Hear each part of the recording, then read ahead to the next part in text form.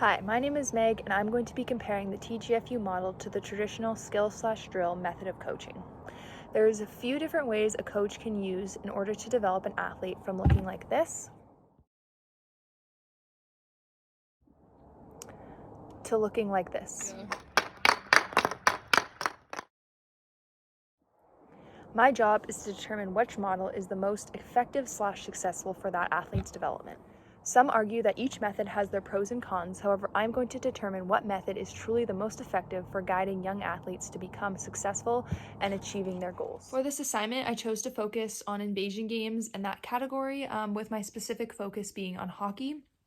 And the ages I'm focusing on are students who are in grades 7 through 9. Starting with the more well-known method of coaching, usually referred to as the skill drill model.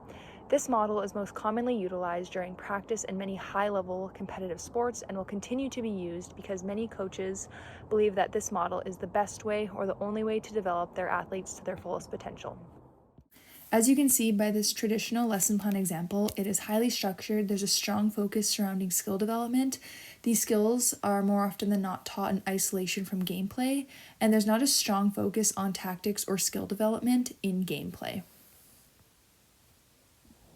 So following the traditional skill/drill method, there's the Tgfu approach. So Bunker and Thorpe developed Tgfu around the concept of teaching kids games through playing games. Teaching games for understanding is a learner-centered approach where the leader acts as a facilitator and the participants make their own modifications and utilize critical thinking in order to maximize the level of challenge and success.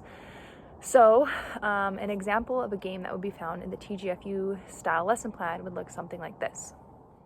As you can see by this game, that'd be found in a Tgfu style lesson plan. There's a strong tactical focus and objective. There's tactical questioning for the students. The skills and tactics are developed through gameplay. There's many modifications that can be made, and these games still have a connection and strong sport rationale behind them. So in order to determine the difference between these two methods, I'm going to show you how a traditional skill drill model would teach passing, and then I'm going to show you how the Tgfu model would teach passing in their two different ways.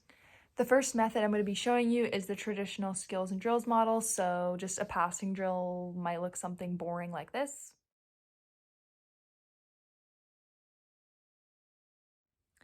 And now I'm going to compare that video to a game that would be played in the Tgfu approach in order to teach the same skill. So a way to teach passing through the Tgfu model would be to play this game called Keep Away. So this game has a tactical focus of maintaining possession and avoiding defense.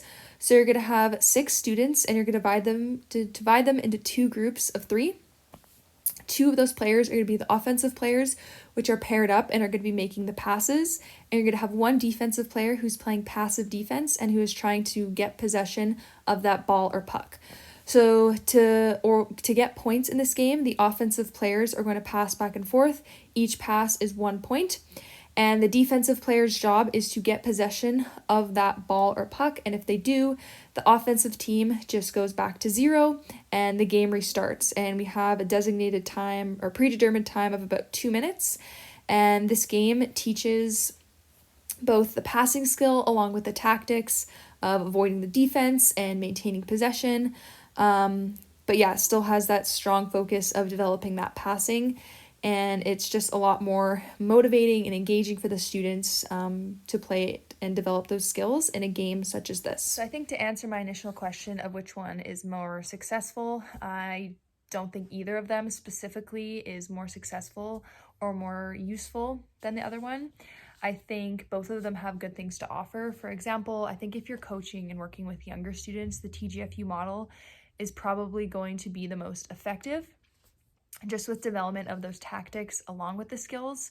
However, when you're working with very high-level competitive athletes who have many years in development in that specific sport, I think the skills and drills model is going to be more effective just because they already have a lot of the tactics that are required for that sport and they already are very developed athletes.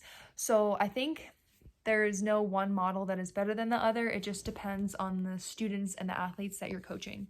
But yeah, these were just some of the differences. No,